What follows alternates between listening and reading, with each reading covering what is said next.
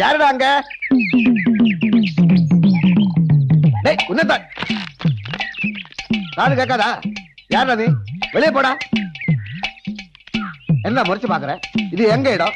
வெளியே போக சொன்னா നീ ഏതാടാ പുളുന്താനെ? പുളുന്താരാ? അതെന്നത്? നീതാണ്ടാ പുളുന്താരാ? പുളുന്താൻ ഞാൻ അല്ലേ? ആ. ഇത് മരുതാ വല്യപ്പച്ച? മരുന്നാ? എന്നാ മരുന്ന്? മരുന്നല്ല, മരുത്.